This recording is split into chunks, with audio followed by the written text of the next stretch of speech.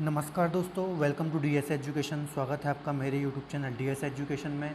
मैं हूं दिनेश साहू और दोस्तों हम बात कर रहे हैं भारतीय राज्य व्यवस्था या फिर इंडियन पॉलिटी की। तो दोस्तों इंडियन पॉलिटी के अंतर्गत हमने जो हमारे संविधान के अंतर्गत मौलिक अधिकार हैं, ठीक है, या फिर हम बोलें फंडामेंटल राइट्स हैं, यहाँ तक की हमने बात कर ली थी आर्टिकल 35 तक। आज का दोस्तों जो हमारा टॉपिक है वो है DPSP, ठीक है। इसे हम directive principle of state policy या फिर राज्य के नीति निर्देशक तत्व भी बोलते हैं, ठीक है। यदि दोस्तों इसकी हम बात करें, ठीक है, तो इसका जो जिक्र है हमारे संविधान में वो भाग 4 के अनुच्छेद 36 से लेकर 51 तक किया गया है, ठीक है, नीति निर्देशक तत्व का। अब दोस्तों आगे बात आती है कि इसकी प्रेरणा आयरलैंड से ली गई है हमारे देश के संविधान में, ठीक है, आयरलैंड के संविधान से लिया गया है। इसके अलावा दोस्तों एक और चीज़ हमें देखने को मिलती है कि 1935 के अधिनियम में भी इसका उल्लेख था, ठीक है। 1935 के अधिनियम में दोस्तों इसका जो जिक्र किया गया था वो निर्देशों के उपकरण, है ना, निर्देशों के उपकरण, ठीक है, इस रूप में किया गया था। जो 1935 का भारत शासन अधिनियम आया था, ठीक है, 1935 में, तो उसमें नीति निर्देशक तत्वों का जिक्र किया गया था निर्देशों के उपकरण में, उपकरण के नाम से। तो दोस्तों क्वेश्चन ये आता है, ठीक है, कि जब ये 1935 से हमने लिया है, ठीक है, तो ये आयरलैंड से कैसे ले लिया। तो दोस्तों इसका आंसर कुछ इस प्रकार है, ठीक है, कि 1935 में जब हमने इसे लिया था, ठीक है, 1935 का अधिनियम में जब हमने इसे लिया था तो वो आयरलैंड से ही लिया था, ठीक है। तो इनडायरेक्टली बात वही होती है, ठीक है, कि हमने इसे आयरलैंड के संविधान से लिया है। इसके बाद दोस्तों अगला पॉइंट है अगला पॉइंट है दोस्तों, इसे न्यायालय द्वारा लागू नहीं किया जा सकता, इसे वैधानिक शक्ति प्राप्त नहीं है। इसका मतलब दोस्तों ये है, जैसे हमने मौलिक अधिकार में जाना था, यदि कोई राज्य हमारे मौलिक अधिकार का हनन करता है, ठीक है, तो हम सुप्रीम कोर्ट या हाई कोर्ट जा सकते हैं, ठीक है। लेकिन दोस्तों नीति निर्देशक तत्व, ठीक है, राज्य की शक्ति को बढ़ाते हैं और इनके लिए हम कोर्ट में नहीं जा सकते हैं, ठीक है। ये राज्य का कर्तव्य होगा उसे लागू करे या ना करे, ठीक है। इसके बाद दोस्तों अगला पॉइंट है सामाजिक आर्थिक राजनीतिक न्याय का उल्लेख प्रस्तावना के अलावा DPSP या फिर नीति निर्देशक तत्वों में मिलता है, ठीक है दोस्तों। तो जब मैंने आपको प्रस्तावना या फिर हमारे संविधान की जो प्रियम्बल है, ठीक है, उसमें मैंने आपको बताया था कि इसमें सामाजिक आर्थिक और राजनीतिक ये 3 वर्ड दिए गए हैं। इसके अलावा दोस्तों जो हमारे DPSP या फिर नीति निर्देशक तत्व दिए गए हैं, ठीक है, भाग 4 में, उसमें भी सामाजिक आर्थिक और राजनीतिक न्याय की बात की गई है, वो हम आगे पढ़ेंगे। इसके बाद दोस्तों अगला है पॉइंट इसका दोस्तों, यदि हम उद्देश्य की बात करें, ठीक है, कि आखिर नीति निर्देशक तत्व हमारे संविधान में क्यों डाले गए, ठीक है, या फिर क्यों हैं, तो इनका उद्देश्य दोस्तों कल्याणकारी राज्य की स्थापना। अब कल्याणकारी राज्य की स्थापना से क्या मतलब है, ठीक है, इसके अंतर्गत वे सभी बातें आती हैं जो राज्य के कल्याण के लिए आवश्यक हैं। अब राज्य का कल्याण कैसे होगा, तो दोस्तों मैं आपको एग्जाम्पल से समझाता हूँ। जैसे हमारे देश में समान नागरिक संहिता होनी चाहिए, ठीक है, तो इसके अंतर्गत एक आर्टिकल है, ठीक है, समान नागरिक संहिता, सबके लिए समान कानून हो, ठीक है, सभी को औरत हो या फिर आदमी हो, ठीक है, उसको समान कार्य के लिए समान वेतन दिया जाए, ठीक है, मतलब समानता की बात करता है ये जो नीति निर्देशक तत्वों के अंतर्गत जो प्रावधान है या फिर आर्टिकल हैं, ठीक है, ये समाज की भलाई की बातें करते हैं, ठीक है। जैसे शराब बंद होना चाहिए, ठीक है, राज्य का कर्तव्य होगा कि ये मादक पदार्थ और शराब इन पर नियम बनाए कठोर, ठीक है। तो ये कुछ बातें की गई हैं, इसका मतलब है कल्याणकारी राज्य से है, ठीक है दोस्तों।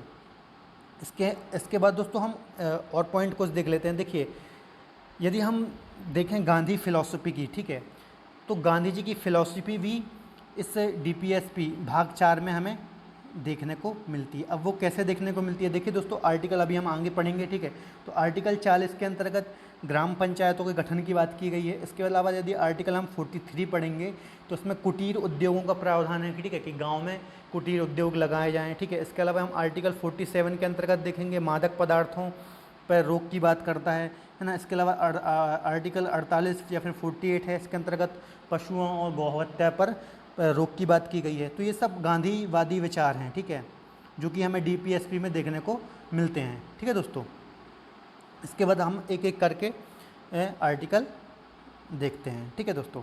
तो दोस्तों पहला आर्टिकल है आर्टिकल 36। तो आर्टिकल 36 दोस्तों कहता है राज्य की परिभाषा। अब ये राज्य की परिभाषा आपने यदि मेरे लेक्चर देखे हैं, ठीक है, मौलिक अधिकार वाले, ठीक है। तो मैंने उसमें आपको बताया था जब आर्टिकल 12 हमने पढ़ा था, तो आर्टिकल 12 में राज्य को परिभाषित किया गया है, ठीक है। अब मैं आपको यहाँ पे एक्सप्लेन नहीं करूँगा क्योंकि मैंने वहाँ पे आपको बहुत अच्छे से बताया था। एक बार मोटे मोटे तौर पे आपको बता देता हूँ। तो दोस्तों राज्य से मतलब होता है केंद्र सरकार, राज्य सरकार या फिर स्थानीय सरकार है, ठीक है। अब राज्य के अंतर्गत सब आ जाएगा, ठीक है। जितनी भी सरकारें उसके अंतर्गत, कोई भी सरकारी कर्मचारी, ठीक है, हर एक चीज़ें जाएगी इसके अंतर्गत, ठीक है, राज्य के अंतर्गत। तो ये मैंने आपको अच्छे से एक्सप्लेन किया था, ठीक है। तो आर्टिकल 36 दोस्तों कहता है कि राज्य का वही मतलब होगा जो भारतीय संविधान के अनुच्छेद 12 में परिभाषा दी गई है, ठीक है दोस्तों। इसके बाद दोस्तों हम चलते हैं और दोस्तों यहाँ से क्वेश्चन आ सकते हैं, एग्जाम में आता है कि राज्य की परिभाषा किस आर्टिकल में दी गई है, ठीक है। तो आप घबराएं नहीं, दोनों ऑप्शन नहीं होंगे, 12 और 36, ठीक है। ये दोनों ऑप्शन में नहीं होंगे, कोई एक ही ऑप्शन में होगा। और यदि दोनों होते भी हैं तो आपको आर्टिकल 12 टिक करना है, क्योंकि आर्टिकल 36 में साफ साफ लिखा हुआ है कि राज्य की परिभाषा से वही मतलब होगा जो संविधान के अनुच्छेद 12 में दी गई है, ठीक है दोस्तों। तो कन्फ्यूज़ नहीं होना है। इसके बाद दोस्तों अगला आर्टिकल हम पढ़ते हैं, आर्टिकल 37, ठीक है। आर्टिकल 37 दोस्तों कहता है, 2 पॉइंट है इसमें। एक तो कहता है ये वाद योग्य नहीं है। अब वाद से मतलब क्या है, तो दोस्तों वाद योग मैंने जैसे अभी आपको बताया, ठीक है, कि नीति निर्देशक तत्व या फिर डीपीएसपी के लिए हम, ठीक है, न्यायालय में चैलेंज नहीं कर सकते, ठीक है। सुप्रीम कोर्ट नहीं जा सकते, आप हाई कोर्ट नहीं जा सकते, ठीक है। तो वाद का मतलब यही है, ठीक है, न्याय योग्य नहीं है, आप इसको कोर्ट में चैलेंज नहीं कर सकते। इसके बाद दूसरा पॉइंट देखें तो दोस्तों इसे लागू करने का अधिकार राज्य का है, ठीक है। तो ये डीपीएसपी से संबंधित जो भी शक्तियाँ हैं दोस्तों वो किसे दी गई हैं, राज्य को। अब राज्य का मतलब क्या है दोस्तों, तो राज्य का मतलब है आर्टिकल, मैंने आपको बताया था दोस्तों क्या है, आर्टिकल राज्य 12, ठीक है। आर्टिकल 12 में राज्य की परिभाषा दी गई है। तो 12 राज्य के अंतर्गत जो जो चीज़ें आएंगी वो सब इसके अंतर्गत आ जाएंगी, ठीक है। इसके बाद दोस्तों आर्टिकल 38, तो आर्टिकल 38 दोस्तों कहता है राज्य लोक कल्याण की अभिवृद्धि के लिए सामाजिक व्यवस्था बनाएगा, ठीक है, जिससे नागरिकों को सामाजिक, आर्थिक एवं राजनीतिक न्याय मिले। तो ठीक है दोस्तों, तो देखिए सामाजिक, आर्थिक और राजनीतिक न्याय दोस्तों ये एकमात्र संविधान का ऐसा आर्टिकल है जिसमें स्पष्ट रूप से सामाजिक, आर्थिक और राजनीतिक न्याय की बात की गई है। तो ये बात आपको ध्यान रखने वाली है, ठीक है। तो यदि क्वेश्चन एग्जाम में ऐसा आ सकता है कि भारतीय संविधान के किस अनुच्छेद में सामाजिक, आर्थिक और राजनीतिक न्याय की बात की गई है, ठीक है। तो ये आर्टिकल 38 है डीपीएसपी का, ठीक है, यह बात आपको याद रखना है। इसके बाद दूसरा पॉइंट है दोस्तों इसी के अंतर्गत, राज्य आय की असमानताओं को कम करने का प्रयास करेगा, ठीक है।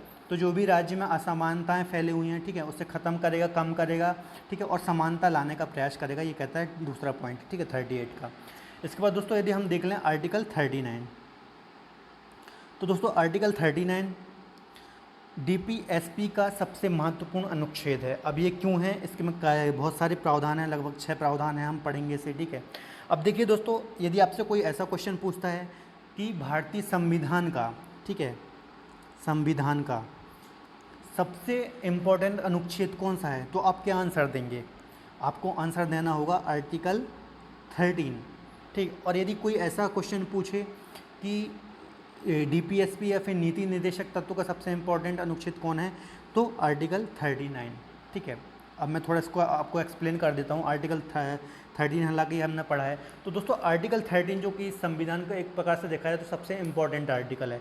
इसके अंतर्गत दोस्तों न्यायिक पुनः अवलोकन की शक्ति दी गई है, ठीक है, कोर्ट को। यदि आपके मौलिक अधिकार को कोई ब्रेक करता है या फिर राज्य ब्रेक करता है, इसके अलावा संसद कोई ऐसा कानून बनाती है जो हमारे संविधान के मूल स्ट्रक्चर के खिलाफ हो या फिर संविधान को आहत करता हो, ठीक है, तो इसके लिए हम न्यायालय जा सकते हैं, ठीक है। तो आर्टिकल 30 इस दृष्टि से बहुत ज़्यादा इम्पॉर्टेंट है, ठीक है। और यदि हम बात करें नीति निर्देशक तत्वों की, तो आर्टिकल 39, ठीक है, ये बहुत इंपॉर्टेंट है। तो इसके हम प्रावधान देख लेते हैं दोस्तों, ठीक है। तो दोस्तों इसके अंतर्गत पहला प्रावधान है, राज्य सभी पुरुषों स्त्रियों को आजीविका प्रदान करने का समान अवसर देगा, ठीक है। राज्य पुरुषों और स्त्रियों को आजीविका प्रदान करने का समान अवसर देगा, मतलब कोई भी भेदभाव नहीं किया जाएगा। इसके अलावा दूसरा पॉइंट है दोस्तों, राज्य मानवीय व भौतिक संसाधनों का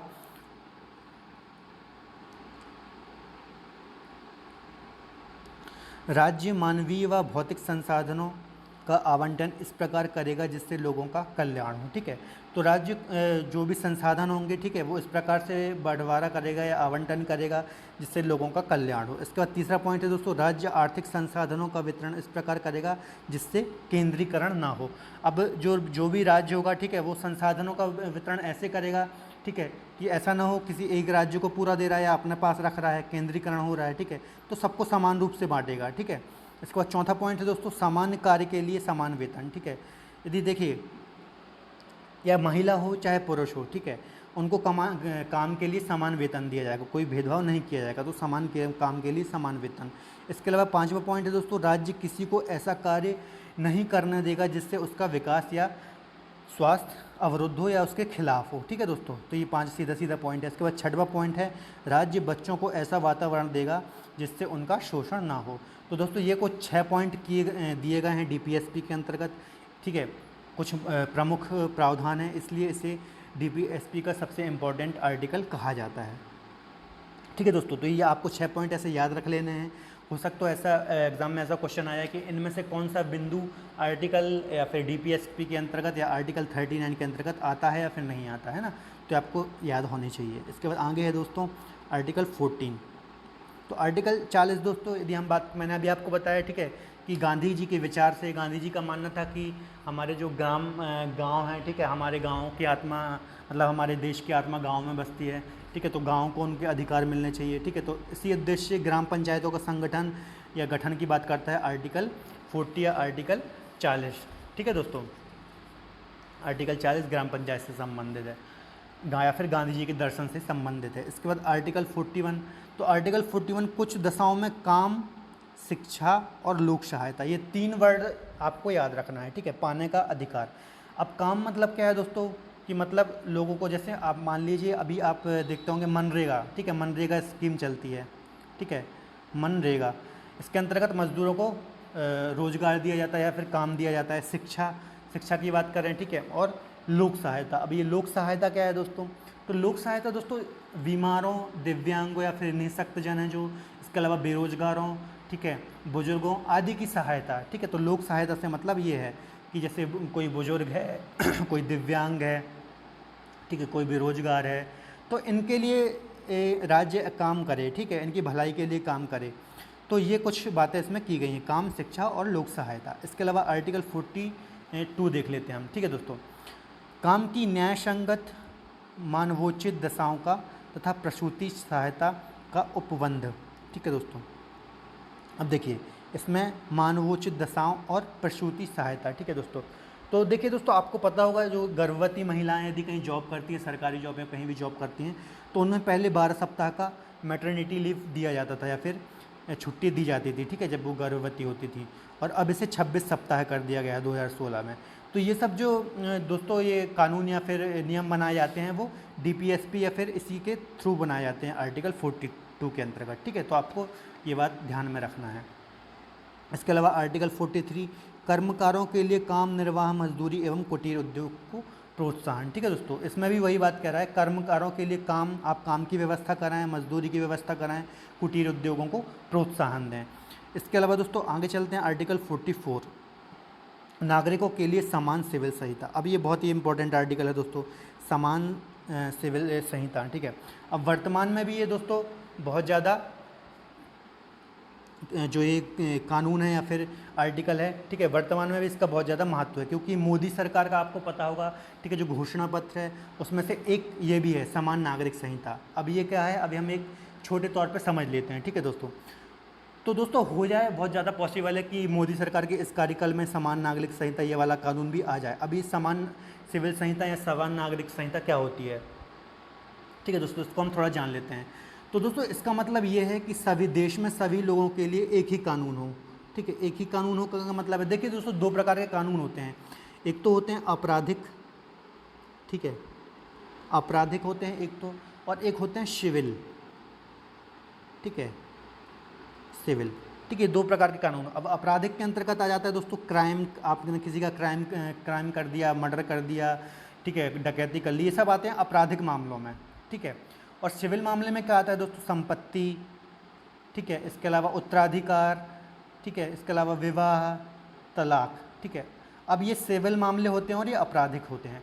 तो दोस्तों इसके अंतर्गत ऐसा है, आपराधिक मामले तो सबके लिए समान है, ठीक है, चाहे वो सिख हो, ईसाई हो, हिंदू हो, कोई भी कम धर्म का हो, सबके लिए आपराधिक मामले समान है। हिंदू को 2 साल की सज़ा होगी तो मुस्लिम को भी 2 की होगी, क्रिश्चियन को भी 2 की होगी, ये सबके लिए समान है, ठीक है। लेकिन दोस्तों जो सिविल लॉ हैं या फिर सिविल कानून है, ठीक है, ये सबके लिए समान नहीं है, ये सबके धर्म के अपने अलग अलग हैं, ठीक है। जैसे किसी के विवाह के रूल मुस्लिमों में अलग हैं तो हिंदुओं में अलग हैं, ठीक है। तलाक के अलग हैं, जैसे अभी 3 तलाक लाया गया था तो इसी के अंतर्गत लाया था दोस्तों, ठीक है। तो ये होता है हमने समान नागरिक संहिता, ये ठीक है, यूनिफॉर्म सिविल कोड इसे हम इंग्लिश में बोलते हैं। तो दोस्तों ये होता है, ठीक है। तो ये बहुत ही इंपॉर्टेंट आर्टिकल है और अभी वर्तमान में मुद्दे में है, तो आप इसको याद रखिएगा और इस पे हम एक डिटेल वीडियो, सेपरेट वीडियो बनाएंगे कभी, ठीक है दोस्तों। इसके बाद दोस्तों हम आगे देख लेते हैं आर्टिकल 46। आर्टिकल 46, तो दोस्तों आर्टिकल 46 कहता है अनुसूचित जातियाँ, अनुसूचित जनजातियों और अन्य दुर्बल वर्गों के लिए शिक्षा और अर्थ संबंधी हेतुओं की अभिव्यक्ति, ठीक है, सामाजिक अन्याय से बचाने के लिए, ठीक है। तो अनुसूचित जाति, जनजाति और अन्य जैसे ओबीसी हो गया, ठीक है, तो इनके लिए सरकार काम करेगी, ठीक है, इन्हें सामाजिक अन्याय से बचाने के लिए या फिर इनके लिए काम करेगी, ठीक है। इसमें कोई उतनी समझने वाली बात नहीं है। इसके बाद दोस्तों आर्टिकल 47 पोषाहार स्तर जीवन स्तर को ऊंचा करने तथा लोक स्वास्थ्य का सुधार करने का राज्य का कर्तव्य प्राथमिक होगा, ठीक है। अब इसमें देखिए पोषाहार स्तर की बात कर रहा है, जीवन स्तर की बात कर रहा है, ठीक है, लोक स्वास्थ्य में सुधार की बात कर रहा है।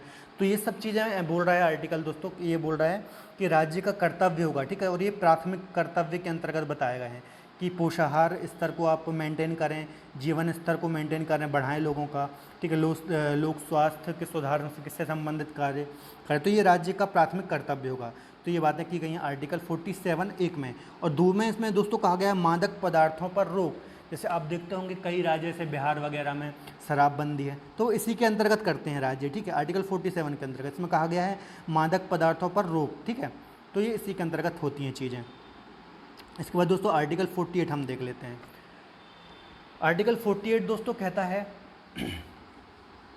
कृषि एवं पशुपालन का सुधार हेतु उन्नत तकनीक का प्रयोग, ठीक है, और इसमें 2 है राज्य पशुओं के वध पर प्रतिबंध है, ठीक है।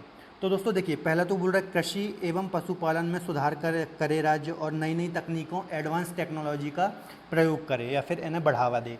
इसके अलावा दूसरे में बोल रहा है दोस्तों राज्य पशुओं के वध पर प्रतिबंध लगाया जाए, ठीक है। जो आप देखते होंगे ये गाय के वध पर ख़ास तौर पे जो नियम कानून बनाए जा रहे हैं या फिर इन पर रोक लगाई जाती है, तो इसी के अंतर्गत लगाई जाती है, ठीक है, खास करके इसमें गाय का उल्लेख किया गया है, ठीक है दोस्तों। तो आर्टिकल 48 आपने अभी देखते होंगे वर्तमान में गौ मांस वगैरह, ठीक है, इसमें कई स्टेट्स में सख्त नियम है, ठीक है, इसके मांस बेचने पे, तो ये इसी आर्टिकल के अंतर्गत चीज़ें हैं दोस्तों, ठीक है। इसके बाद हम आगे देख लेते हैं आर्टिकल 48A। आर्टिकल 48A बोलता है दोस्तों, ठीक है, सबसे पहले जान लीजिए इसे 42वें संविधान संशोधन द्वारा जोड़ा गया था, ठीक है, 1976 में, ठीक है, 42वां संविधान संशोधन 1976 में हुआ था और 48 का को जोड़ा गया था। तो इसके अंतर्गत पर्यावरण का संरक्षण एवं संवर्धन, वन एवं वन्य जीवों की रक्षा, ठीक है, 42वें संविधान संशोधन द्वारा इसे जोड़ा गया। तो इसके अंतर्गत दोस्तों बात कही गई है, ठीक है, कि राज्य जो है पर्यावरण का संरक्षण, संवर्धन और वन एवं वन्य जीवों की रक्षा करेगा, ठीक है, इसे 42वें संविधान संशोधन द्वारा जोड़ा गया। और एक बात दोस्तों इसमें याद रखने वाली ये है कि ये चीज़ है मूल कर्तव्य में भी है, ठीक है। तो ऐसा क्वेश्चन एग्जाम में पूछा जा सकता है जो 51A के अंतर्गत है कि ऐसा कौन सा चीज़ है या सेंटेंस है, या फिर ये आपको सेंटेंस दे देगा ऐसे लिख के, ठीक है, कि मूल कर्तव्य और DPSM में कॉमन है, ठीक है। तो ये बात आपको याद रखनी है आर्टिकल 48A। इसके बाद अगला है आर्टिकल 49 राष्ट्रीय महत्व के स्मारकों, स्थानों और वस्तुओं का संरक्षण, ठीक है। तो जो हमारे स्मारक होते हैं जैसे ताजमहल वगैरह, स्थानों और वस्तुओं का जो भी किले वगैरह होते हैं, तो इनका राज्य संरक्षण करेगी, ठीक है।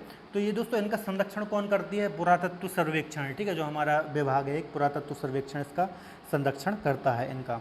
इसके बाद आर्टिकल 50 कार्यपालिका एवं न्यायपालिका का पृथक्करण, ठीक है। तो कार्यपालिका और न्यायपालिका का पृथक्करण, राज्य इसका ख्याल रखेगा कि कार्यपालिका और न्यायपालिका अलग अलग रहे। इसके अलावा आर्टिकल 51 अंतर्राष्ट्रीय शांति और सुरक्षा की अभिवृद्धि। तो दोस्तों कोई भी विदेशी कार्य या विदेश नीति होती है जो, ठीक है, इसी के अंतर्गत होती है। तो इसके अंतर्गत अंतर्राष्ट्रीय शांति और सुरक्षा, ठीक है, तो विदेश नीति इसी के अंतर्गत होती है। तो दोस्तों ये था हमारा DPSP, ठीक है। और एक पॉइंट इसके अंतर्गत जानने वाला है, ठीक है, तो हमारे जो भारतीय संविधान सभा के सदस्य थे KT शाह, ठीक है, या फिर ये बहुत बड़े इकोनॉमिस्ट भी थे, ठीक है, तो इन्होंने एक कुछ कहा है DPSP के बारे में, तो वो हम देख लेते हैं।